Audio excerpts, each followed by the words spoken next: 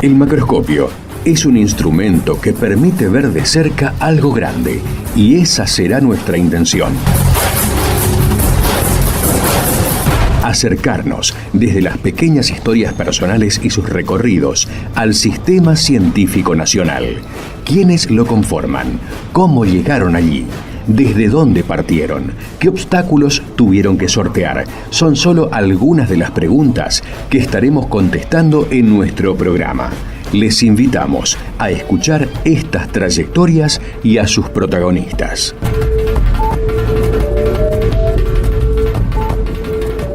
Buenas tardes, volvemos a nuestro gran programa Macroscopio, gran por lo menos para mí, en nuestro tercer año de entrevistas al personal científico nacional.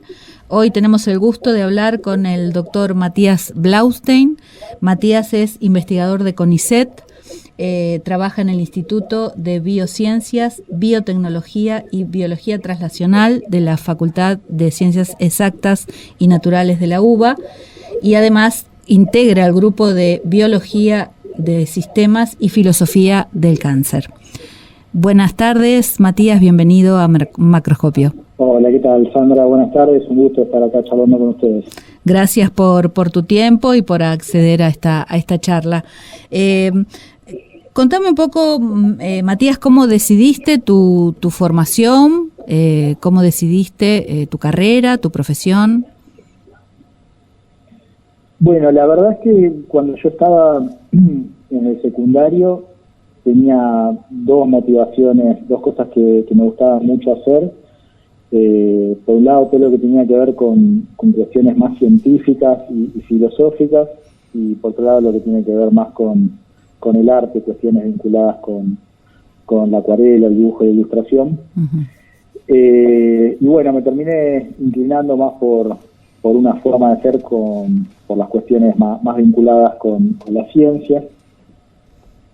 Y dentro de la biología me gustaba mucho, por un lado, lo que tenía que ver con comportamiento de animales. Al principio tenía una inclinación más por el lado de la biología marina, fantaseaba con irme para el lado de Península Valdés y trabajar con orcas, que es algo que le pasa a mucha gente en nuestro país. Pero bueno, un poco al comenzar la carrera acá en la Facultad de Exactas y Naturales en la Universidad de Buenos Aires, por influencia de algunas y algunos docentes, me fui volcando más para el lado de la biología molecular, y me fui formando sobre todo en biología molecular, en lo que tiene que ver con los mecanismos de regulación de la expresión de los genes, y un poco lo que tiene que ver con cáncer. Y conforme fue pasando el tiempo, había algunas inquietudes y cuestiones más filosóficas que sentía que no las podía abordar desde lo que estaba haciendo en mi lugar de trabajo, así que retomé un poco lo que tiene que ver con esas preguntas más fundamentales que tienen que ver con la vida, con el universo. Así que cuando terminé con la carrera de biología y con el doctorado en biología, arranqué también con la carrera de filosofía, que bueno, ahora la terminé y estoy por defender también una tesis de filosofía que implica cuestiones filosóficas y biológicas que relacionan cáncer y capitalismo. Bien, no menor ese cruce. Sí, tal cual, porque bueno, mucho de lo que trabajamos acá en nuestro grupo de trabajo, en el laboratorio nuestro, el grupo de Biología de Sistemas y Filosofía del Cáncer, trabaja justamente no solamente la dimensión molecular, los aspectos más básicos vinculados con esta enfermedad, los aspectos biomédicos, sino también justamente como algunas cuestiones vinculadas con los contaminantes del agua y la tierra que derivan del modelo productivo actual, cómo justamente influyen en el desarrollo de procesos tumorales, y en definitiva cómo la relación entre ciencia, tecnología y modo de producción capitalista también, digamos, tienen mucho que ver con esto del cáncer. Parte va a ir saliendo seguramente en la charla de hoy cuando analicemos algunas de las publicaciones que sacamos en los últimos años. Uh-huh. Sí, exactamente. Bueno, fuera de aire te consultaba sobre eso, ¿no? De esta publicación, de este trabajo de investigación que han hecho sobre, bueno, esta agenda de investigación, algo que se habla poco, digamos, por lo menos incluso internamente dentro de CONICET, como que hay obviamente temas que son prioritarios, obviamente, y hay otros como que tienen un ranking que obedecen a diferentes causas, no necesariamente científicas o de investigación o de descubrimiento, sino que ahí se mueven otros intereses. Sí, exacto. Esa fue justamente la motivación de algunos trabajos interdisciplinarios que arrancamos antes, incluso de comenzar la pandemia, con una colega economista, Cecilia Rica, un colega que es lingüista, Federico Testoni, una colega de nuestro grupo de trabajo que es bióloga, Mercedes García Carrillo, y luego se incorporó también un politólogo canadiense, Marc-André Gagnon, y entre los 5 conformamos un grupo de trabajo interdisciplinario donde cada cual aportaba un poco de sus propios conocimientos, pero tratando justamente de cruzarlos de manera transdisciplinaria, es decir, tratando justamente de cruzar las fronteras entre cada disciplina. Y bueno, la pregunta un poco que nos hacíamos era lo que tiene que ver con la investigación a nivel mundial en biomedicina y salud, quiénes eran los principales actores y actrices a la hora de determinar la agenda de investigación en biomedicina y salud. Y cuando me refiero a quiénes son los principales actores y actrices, quiero decir cuáles son los principales institutos o instituciones públicas a nivel mundial, de qué países, qué corporaciones privadas, qué firmas farmacéuticas, digamos, participan de la conformación de esa agenda, y en definitiva cuál es el contenido de esa agenda, ¿no? Cuáles son los principales temas que aparecen en la agenda de investigación en biomedicina y salud, y de qué manera se aborda la salud y la enfermedad, si de una manera integral, interdisciplinaria, desde múltiples, digamos, enfoques epistemológicos, o si más bien hay algunos tipos de enfermedades y algunos tipos de enfoques que resultan privilegiados y otros marginados, ¿no? Uh-huh. Pero bueno, terminamos, digamos, con ese trabajo que arranca antes de la pandemia y que termina publicándose durante y a posteriori de la pandemia. Terminamos sacando 2 trabajos.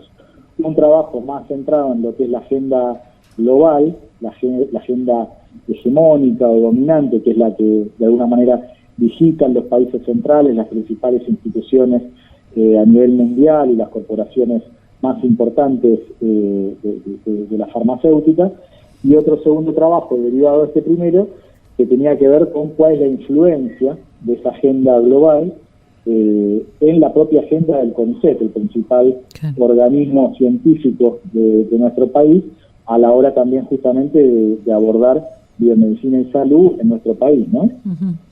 En una de las entrevistas que te hacen en los medios, una de las declaraciones que haces, decís algo que es contundente, que es que bueno, que nuestro país produce conocimiento financiado por fondos públicos, que después se terminan apropiando las corporaciones, las farmacéuticas. Eso es algo que viene profundizándose y no estaría del todo bien, digamos, ¿no te parece? Sí, totalmente. Eso es un poco lo que encuentra nuestro trabajo y lo pone de una manera cuantitativa, ¿no? Obviamente este fenómeno en algún punto no es algo completamente novedoso, no es que vinimos a descubrir la pólvora, pero sí justamente la cuestión de poder hacer un análisis global. Nosotros analizamos 20 años de publicaciones a nivel mundial, agarramos las 30 revistas de mayor impacto a nivel mundial, no porque nosotros nos casemos con esas revistas que tienen, uh-huh, digamos, publicaciones con mayor índice de impacto, pero sí porque en definitiva esas 30 revistas son las que tienen más influencia, son las más citadas, son las más leídas, y en definitiva las que hacen que en varios países y en varias instituciones intenten, digamos, reproducirse ese tipo, digamos, de experimentos y ese tipo de enfoque.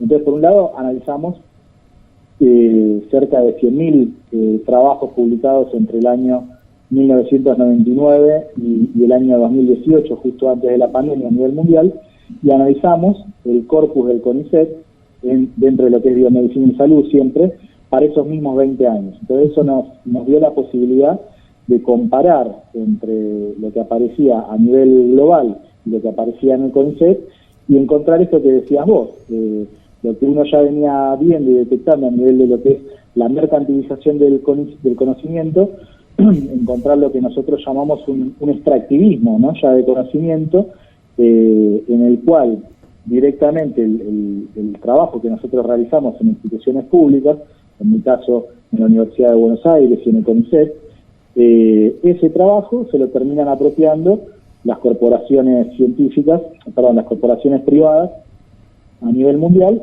y también las principales instituciones públicas en los países centrales, ¿no? Nosotros nos referimos a un marco, digamos, de lo que es un modelo científico hegemónico y también lo que es un discurso dominante científico que emana justamente de esas corporaciones privadas y de esos países centrales y que en definitiva influye, determina qué es lo que nosotros investigamos, cuál es el tipo de preguntas que nosotros hacemos y en definitiva qué es lo que a nosotros nos va a permitir publicar en revistas importantes, qué es lo que a nosotros nos va a permitir conseguir subsidios, becas, entradas a carrera. Es decir, esta idea, digamos, de que el científico, la científica es libre de estudiar, de investigar lo que quiera, encuentra, digamos, justamente un techo o una pared cuando uno encuentra cuáles son las cosas que efectivamente van a ser financiadas, las que efectivamente van a poder ser publicadas en revistas de alto impacto. Y en definitiva todo esto va a ir modelando un poco qué tipo de ciencia se puede hacer y qué ciencia no se puede hacer. Hacemos una primera pausa y continuamos en unos minutos después de una canción.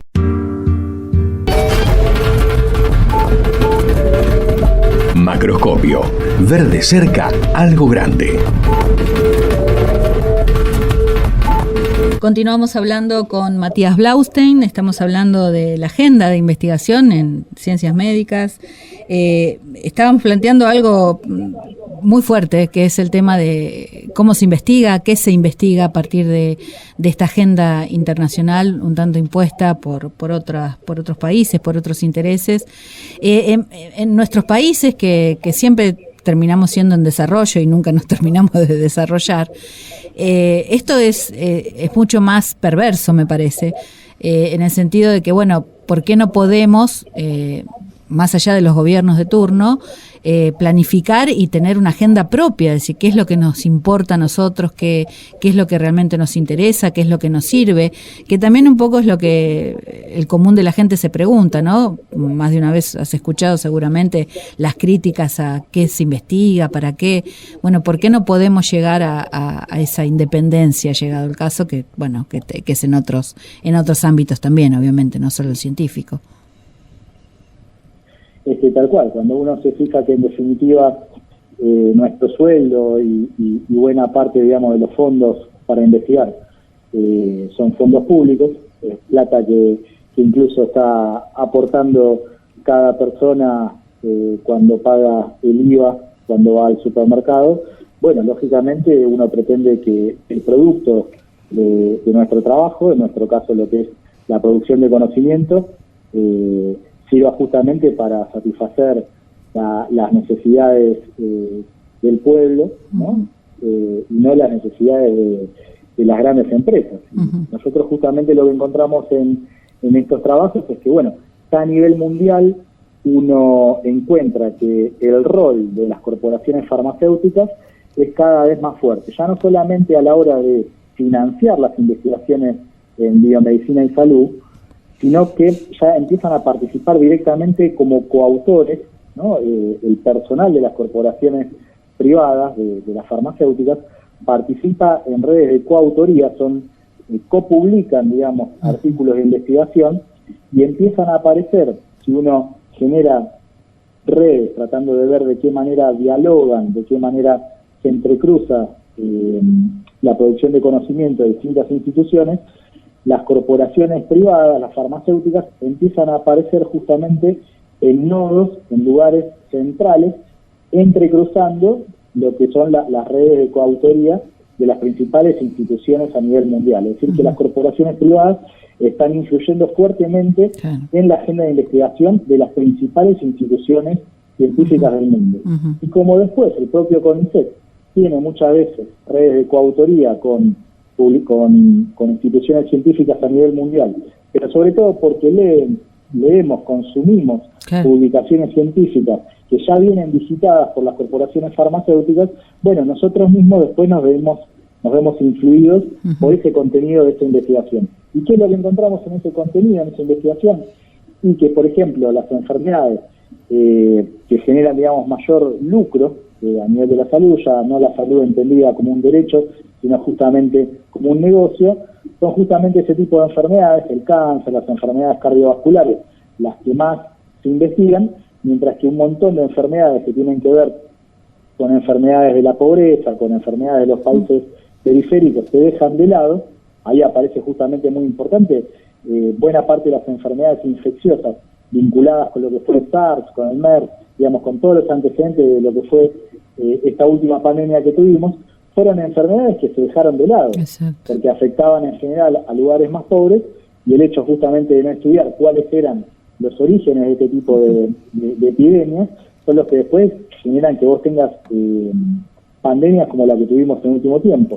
Pero lo más importante es que la manera en que se aborda lo que es la investigación en salud, lo que es la investigación en las enfermedades, es una manera en la cual se prioriza el tratamiento, ¿no? Es decir, básicamente qué terapias, qué tratamientos, qué fármacos yo te puedo vender, si vos tenés plata para pagarlo, ¿sí? Pero lo que se deja completamente de lado es justamente todo lo que tiene que ver con prevención y todo lo que tiene que ver con los causantes, los determinantes sociales y ambientales de la enfermedad. Totalmente. No importa cuáles son las enfermedades, los causantes sociales o ambientales de la enfermedad, porque yo después me voy a fijar en todo caso qué te puedo vender a vos para curarte. Y eso en nuestro país, la agenda del CONICET se ve tal cual, que se reproduce lo mismo, en nuestro país justamente adquiere una importancia central, justamente porque nuestro país, como bien decía Andrés Carrasco hace ya 15 años, es justamente un experimento masivo respecto a lo que es la utilización de herbicidas, pesticidas, que terminan enfermando a nuestra población, en donde después veremos, en todo caso, una vez que te enfermaste, que tuviste cáncer, o que tuviste tales o cuales problemas en la piel, veremos si podés pagarlo, cómo te curamos, y si no podés pagarlo, te terminas muriendo muchas veces. Sí. Sí, muchas veces, la mayoría de las veces. Es tremendo. Uno lo sabe, lo lee, lo ve, lo percibe, pero escucharlo y decirlo además por un científico dedicado a esto es muy fuerte.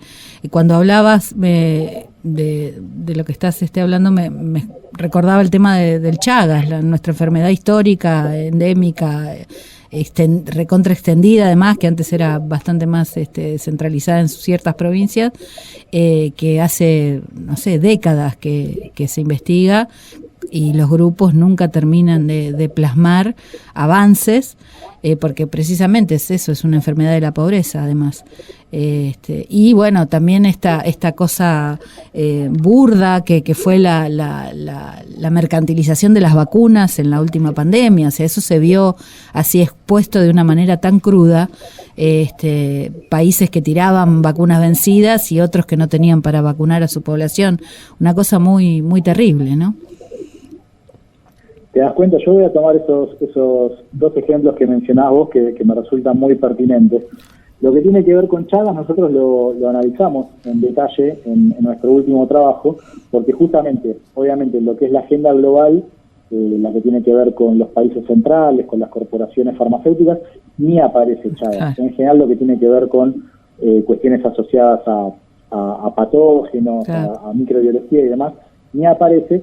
Pero en el caso, digamos, de la agenda del CONICET, aparecen en esta red, digamos, que nosotros generamos con el contenido de la agenda en biomedicina y salud del CONICET, aparecen cuestiones vinculadas con Chagas, pero esas cuestiones están en general, digamos, muy separadas de lo que es el centro de la investigación, y el abordaje que se hace en general. Yo de hecho conozco varios colegas a quienes respeto y tengo aprecio, que trabajan en cuestiones, en aspectos, digamos, moleculares, pero muchas veces aparece este abordaje, que nosotros lo mencionamos en las dos publicaciones, que es un abordaje reduccionista, reduccionista en el sentido de que se reduce la enfermedad y se reduce la salud a genes, a moléculas, y entonces nosotros pretendemos trabajar, digamos, la enfermedad o resolver lo que tiene que ver con la enfermedad solamente tratando de entender cómo funciona tal proteína o cómo funciona tal gen o tal proceso molecular,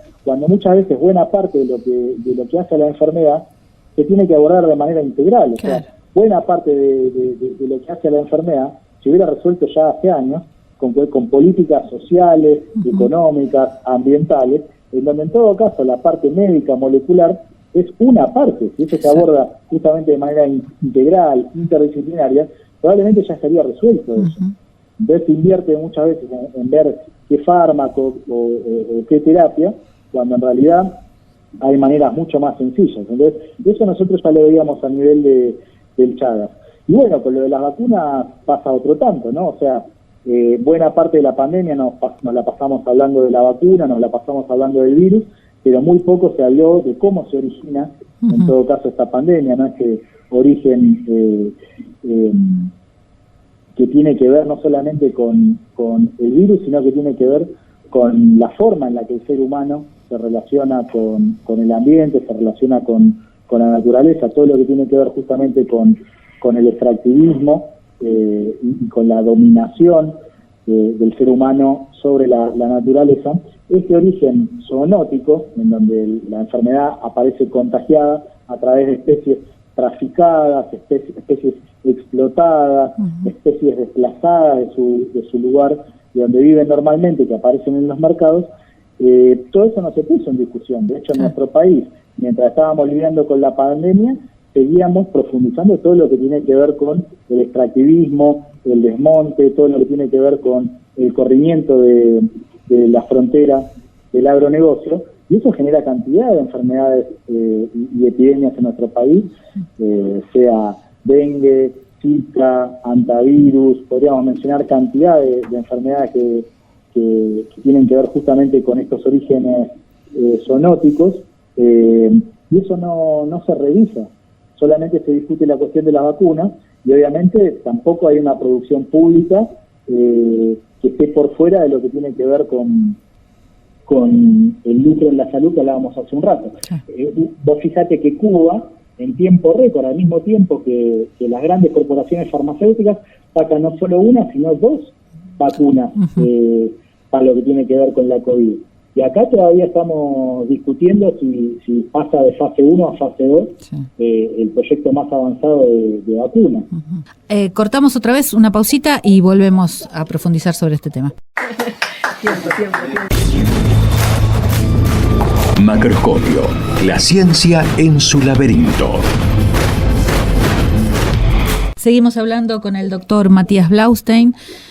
Todo lo que nos está diciendo personalmente me perturba, pero bueno, obviamente estando inserta en esta sociedad, además en un ambiente donde precisamente el extractivismo ha dado cuenta, como aquí en Misiones, de explosiones de dengue, leishmaniasis, chikungunya, zika y un montón de cosas que estaban algunas olvidadas y otras que aparecen en este intercambio por todo lo que comentabas, ¿no? De impacto ambiental, hacinamiento poblacional, falta de políticas de prevención.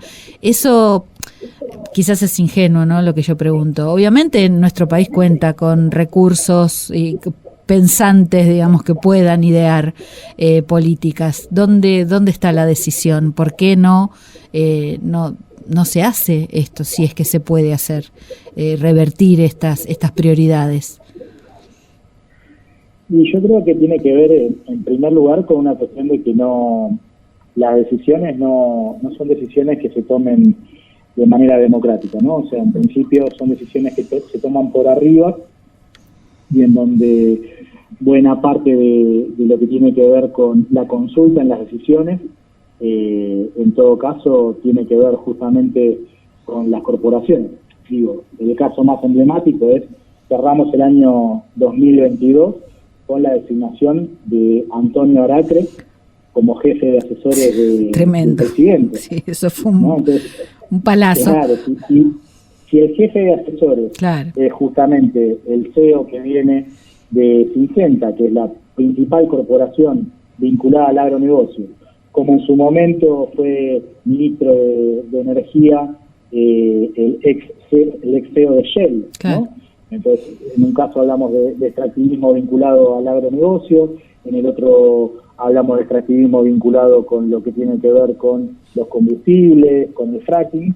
Bueno, evidentemente no se está priorizando una consulta a los pueblos respecto de si les parece bien la megaminería, si les parece bien el fracking, si les parece bien el agronegocio. Digamos, en todo esto, ni siquiera te estoy hablando de una consulta a lo que es la comunidad científica, ¿no? O sea, no hay ningún tipo, digamos, no hay mecanismos de toma de decisión que involucren al conjunto de los actores y actrices. Entonces, lo que termina pasando en general es que lo que se prioriza son justamente los intereses, por un lado, de las grandes corporaciones vinculados, en este caso, al extractivismo, y lógicamente todo lo que tiene que ver con los acuerdos y la deuda con el FMI, ¿no? Son como dos caras de la misma moneda. O sea, por un lado se toma deuda con el FMI y luego se imponen condiciones, y esas condiciones hacen que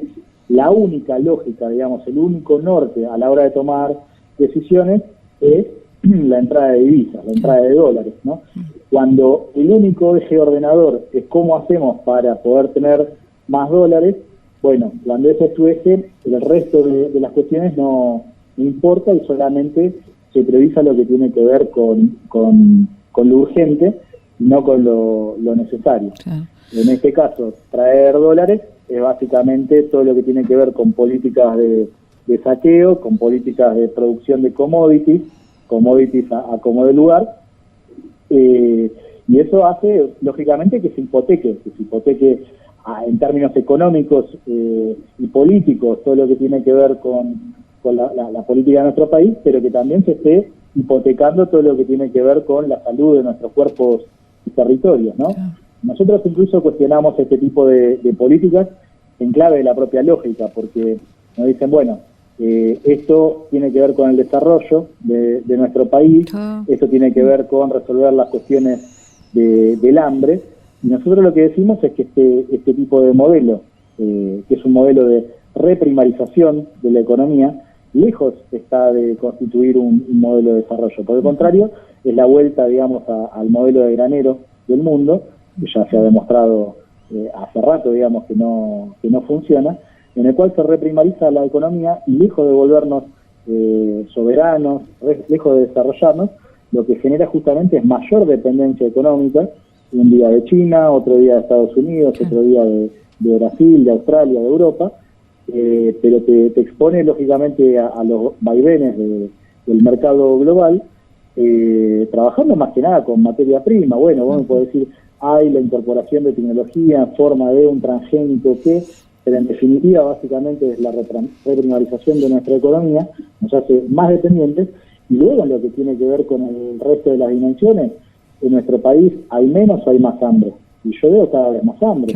En nuestro país, digamos, en los últimos 20, 25 años han aumentado 6 veces los tenores de uso y abuso de herbicidas, la cantidad de organismos vegetales genéticamente modificados, la cantidad, digamos, de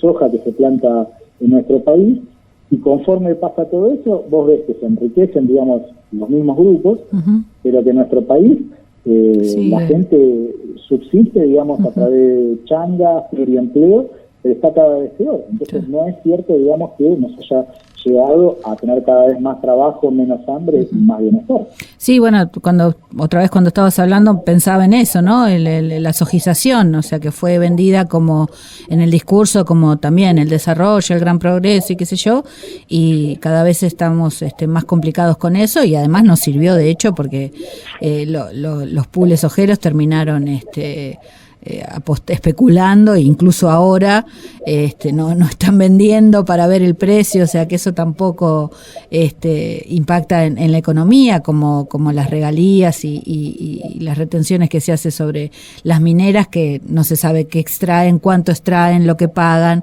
incluso las que pagan muchísimo menos que en otros países como Chile, por ejemplo, en donde las retenciones son mucho más importantes. Se decía que las corporaciones vinculadas con el agronegocio, pero lo mismo lo vas a encontrar con lo que tiene que ver con la megaminería, el fracking, el negocio forestal, ganadero, etcétera, tienen toda una serie de exenciones impositivas, de ventajas, que en definitiva muestran, y esto tiene que ver con la pregunta que me hacías antes, ¿no? De por qué se toman estas decisiones. Porque en definitiva en todo esto lo que se ve es que el Estado muchas veces no aparece como lo otro, ¿no? Como lo contrario de la ganancia empresarial, digamos, del interés corporativo, sino que justamente el Estado aparece como el cómplice, como el garante, como el socio necesario del interés corporativo de todos estos negocios, ¿no? El Estado, lamentablemente, entonces, no aparece como un Estado ausente en todo lo que tiene que ver con el saqueo, en todo lo que tiene que ver con el desmonte, en todo lo que tiene que ver con los pueblos fumigados. No es un Estado ausente que se retira y que no estuvo ahí, ¿no? Entendiendo al Estado como relación social, digamos, ¿no? Sí, sí. Que garantiza justamente la ventaja, digamos, de esos pocos que son los que más tienen. El Estado muchas veces, lamentablemente, aparece justamente para garantizar que esas cosas sigan ocurriendo, ¿sí? Entonces, ahí es donde aparece por qué justamente se toman estas decisiones que dejan fuera a buena parte del pueblo, y en definitiva lo que aparece es un Estado que acciona a favor de esos grupos económicos. Claro, sí, y que de hecho y ese accionar a favor le garantiza a estos grupos económicos todo, desde territorios hasta facilidades para seguir expoliando, para seguir ganando dinero, y bueno, y el Estado se pone en una actitud también porque eso es lo más, digamos, lo más bochornoso, porque si dejamos, bueno, no estaría bien, por supuesto, yo personalmente no avalaría eso, pero si por lo menos el sacrificio tuviera un premio en económico, pero ni siquiera, o sea, es todo mal, todo para negativo. Y sí, en definitiva es como terminar vendiéndole el alma al diablo, porque claro, es como con esto que apareció. Bueno, recién mencionamos algunas cuestiones, ¿no? Pero durante la pandemia se siguió avanzando en este camino, se produjo el trigo HB4 transgénico resistente al glufosinato de amonio, que es aún más tóxico que el glifosato. En este momento se han generado nuevas variantes de soja que son triple resistentes, a la vez son resistentes al glifosato, al glufosinato de amonio y a 2,4-D. Se pretendió avanzar con las megafactorías porcinas, ya no solamente producir soja para China, sino producir de los chanchos para China, ¿no? Que son focos, digamos, obviamente de nuevas epidemias.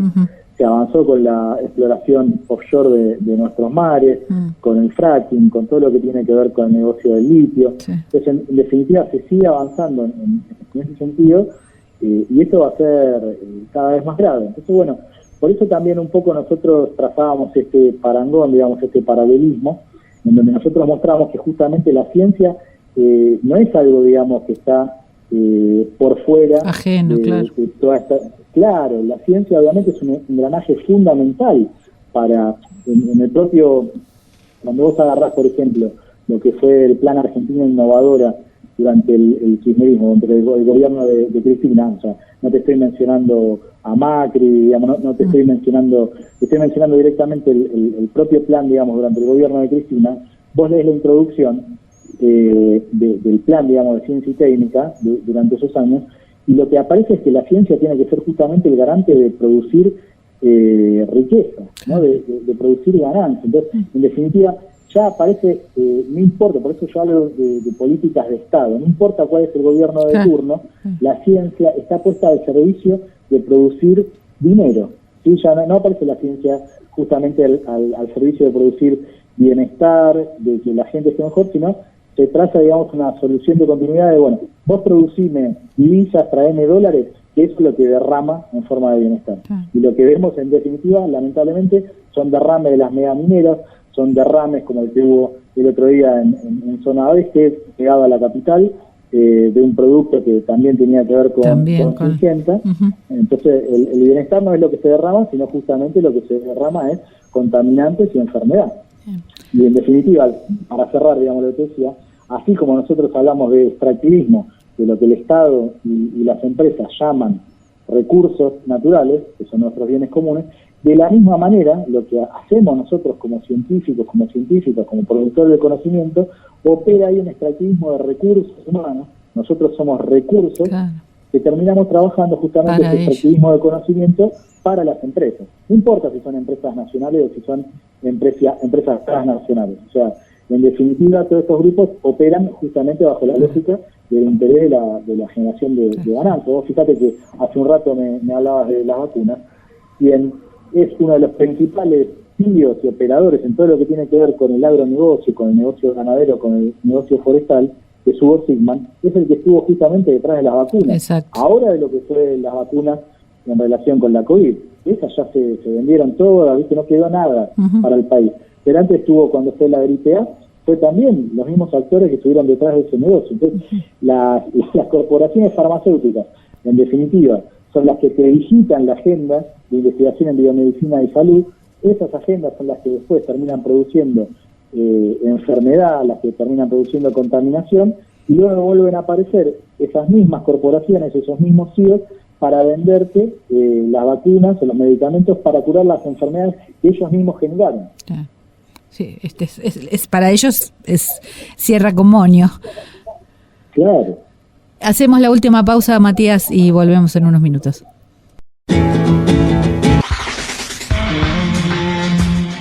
Macroscopio, ciencia y tecnología. ¿Para quiénes?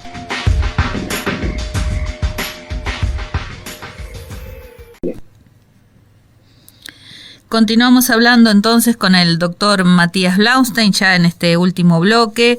Veníamos hablando de la agenda de investigación en biomedicina y ciencias médicas, y bueno, siempre hay un intersticio y hay grupos que sin embargo, estas agendas impuestas consiguen y tratan de investigar otros temas que son de interés para la población. Es el caso de una publicación reciente que habla sobre la detección de agrotóxicos en sábalos de pescados en el río. Y bueno, sobre eso, contanos un poco cómo fue ese trabajo, cómo llegaron a esos resultados y bueno, también la réplica que tuvieron, ¿no? Que fueron discutidos en las redes por lo menos. Sí, correcto. Este es un trabajo que publica el grupo de Paola Pelzer y Rafael Lachmanovich, que viene hace ya muchos años sacando trabajos y publicaciones en donde muestran los efectos tóxicos del glifosato, del glufosinato de amonio, los efectos combinados entre ellos, combinados con la presencia de arsénico. Es decir, tiene un recorrido bastante importante ya en estos temas, y particularmente han hecho un estudio en peces del río Salado, más particularmente en sábalos, y lo que han registrado en sábalos que estaban puestos a la venta, a los pescados en distintos puntos del río Salado, y puestos, digamos, a la venta, es decir, de manera comercial para consumo humano, entre diciembre del año 2021 y febrero de 2022, ellos analizan cerca de 136 compuestos en distintas partes de estos peces, en particular en las vísceras y en el músculo, y bueno, encuentran presencia de todo tipo de pesticidas, particularmente de algunos insecticidas y de herbicidas como el glifosato o el glufosinato de amonio en la totalidad de estos peces, pero particularmente, más allá de que ya esto de por sí, el hecho de que varios de estos peces presenten trazas de herbicidas y distintos pesticidas ya es alarmante, particularmente en algunos de ellos presentan un nivel altísimo, lo cual quiere decir que si uno tiene la mala suerte de comer uno o dos de estos peces, ya en en ese único almuerzo o cena, probablemente llega a los niveles, digamos, permitidos, digamos, de consumo humano para estos herbicidas. Pero bueno, obviamente si uno además tiene en cuenta que mucha de la población a la vera de estos ríos consume de manera crónica estos peces, que a su vez estos peces que comen, digamos, detritos en el lecho del río son consumidos por otros peces que a su vez también son consumidos por los humanos, bueno, ya tenemos que no solamente a través del agua, a través de los alimentos fumigados, de las plantas fumigadas, sino directamente también a través de los peces de consumo humano,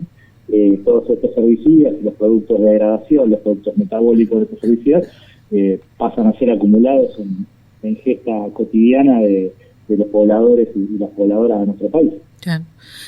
¿Vos ves en los grupos de investigación que hay así líneas, digamos, más cercanas a los requerimientos de los pobladores? O sea, como que hay una escucha por parte de los investigadores, a diferencia de otros que no lo hacen o que se mantienen siempre en su línea, como para resolver o por lo menos resolver o por lo menos analizar o dar cuenta de estos datos, de estas realidades. Y esto forma parte de un camino muy interesante que por suerte se va profundizando, en el cual cada vez son más los grupos que se van sumando justamente a tratar de generar una agenda contrahegemónica, una agenda diferente a la que plantean lógicamente las grandes corporaciones del agro, y que bueno, tiene por suerte ya larga data, digamos, vamos siguiendo la huella, ¿no?, de quienes nos precedieron. Obviamente, en primer lugar, lo que tiene que ver con el propio activismo de los pueblos en lucha, de los pueblos fumigados, de las madres de Ituzaingó, etcétera. Pero bueno, es un poco también recoger el guante en su momento de lo que fue el trabajo de Norma Yarraca, de Maristela Svampa, luego de Andrés Carrasco. Y bueno, por suerte, así como está el trabajo de Paola y de Rafael que mencionábamos hace un rato, tenemos también lo que es el grupo de trabajo de Damián Marino, que hace rato que vienen midiendo contaminantes que vienen del agronegocio en cuerpos de agua, de tierra y de aire. Tenemos el trabajo del grupo de salud socioambiental, del equipo de Damián Berseñasi, que vienen trabajando justamente también mostrando cómo en los pueblos fumigados aparecen cada vez más casos de cáncer. Y estos son solo algunos de los nombres que vienen trabajando en esto, a los cuales se suman, por suerte, camadas de nuevos y nuevas investigadores que empiezan a trabajar en todo esto. Como hemos ido mencionando, lamentablemente muchas veces perseguidos por el Estado de las corporaciones, que rápidamente salen a decir que esto está mal hecho, que esto es mentira, etcétera, etcétera. Pero bueno, estos trabajos pasaron por la revisión de editores, pasaron por la revisión de revisores, y se publican en revistas de muy alto impacto, ¿no? Claro. Cumpliendo justamente con todos los requisitos, exacto. Uh-huh. Claro. Sí, no lo publicaron en Anteojito, como era en mi época. Exacto, como yo decía, ¿no?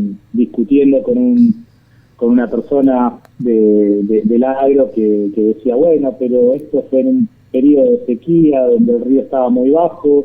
Bueno, los propios investigadores que hicieron este trabajo de los peces muestran que efectivamente había niveles bajos del río y sequía, uh-huh. Pero esto no es una casualidad, justamente el modelo del agronegocio. Exactamente. Que produce, uh-huh. Claro, ¿quién está produciendo la sequía, los incendios, las inundaciones? Sino justamente el agronegocio. Uh-huh. Y por otro lado, si vos te tocó justamente comerte uno de estos pescados en un momento de sequía y de bajante del río, entonces no es un problema. Claro. ¿No?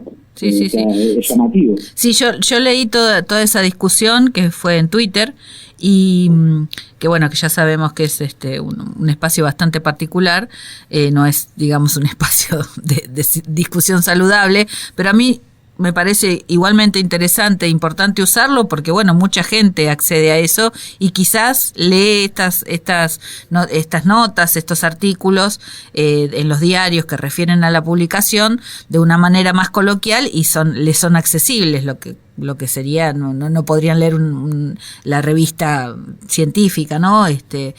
por diferentes causas, pero le llega la información y eso para mí es lo rescatable.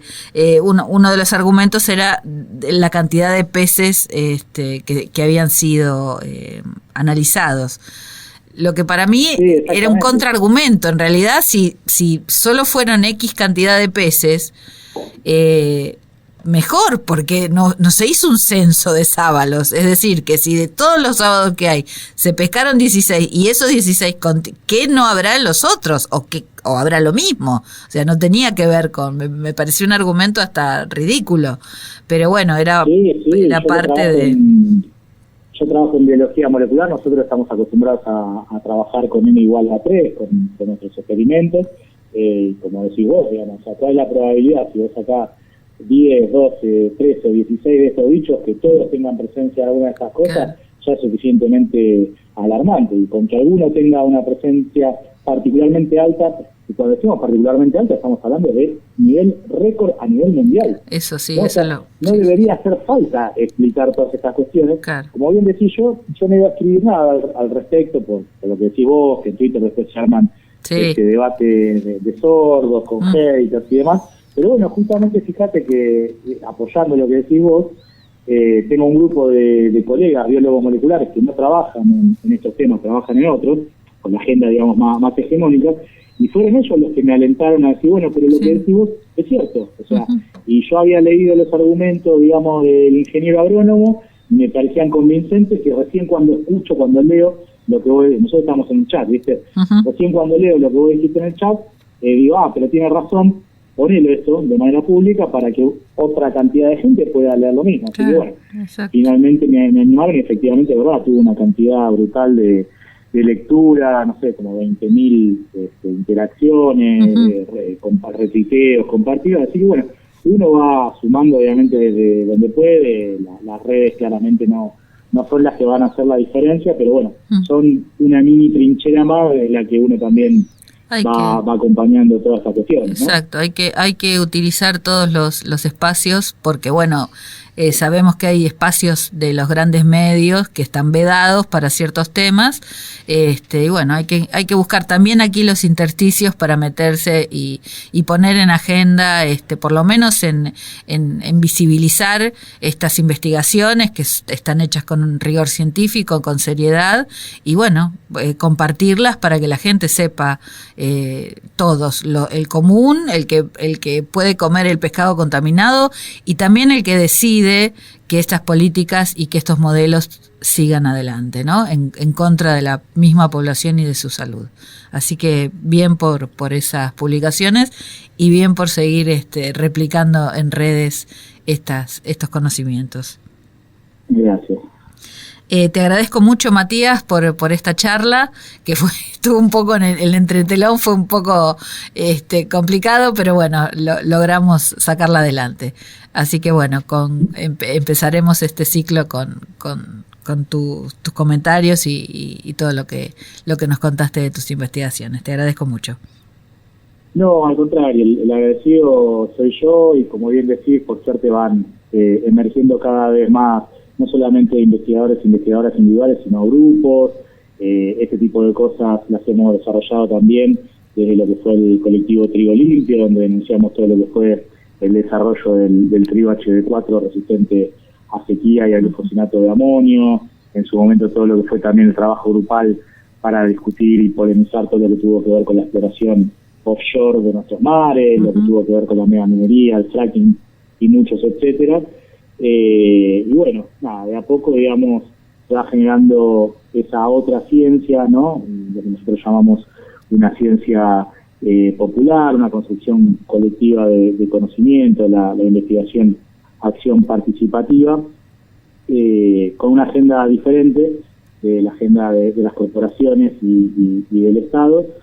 Y bueno, un poco nada, haciéndome eco de lo que eran allá lejos en el tiempo las palabras de Rosa Luxemburgo, de socialismo o barbarie. Lamentablemente estamos cada vez más cerca de la barbarie, lo vamos viendo con los incendios que producen apagones de medio país. Bueno, ayer mismo el incendio, el fuego llegó a 700 metros de Atucha. Sí. ¿Vos te imaginás lo que puede ser que se prenda fuego Atucha? Sí, estamos hablando de un nivel de locura terrible. Sí. Y bueno, es un poco, digamos, este tipo de desarrollos y emprendimiento, este entrecruzamiento por abajo entre lo que puede ser el sector de la ciencia, el sector de la comunicación, el sector de los pueblos en lucha, los distintos sectores de trabajadores, donde de alguna manera iremos de a poco tratando de construir ese mundo nuevo que llevamos en nuestros corazones, ¿no? Totalmente. Aquí un espacio para ustedes, para todo lo que quieran difundir y bueno, a disposición. Muchas gracias. Gracias a vos, un abrazo muy grande. Hasta luego. Escuchamos hoy en Macroscopio El Campo Grande por los Solimareños, Adagio en mi país, Tonolec, Mire cómo sonríen, Violeta Parra. Nos despedimos hasta el próximo lunes. Los saluda Sandra Nicosia, Operación Técnica Beco Blanco.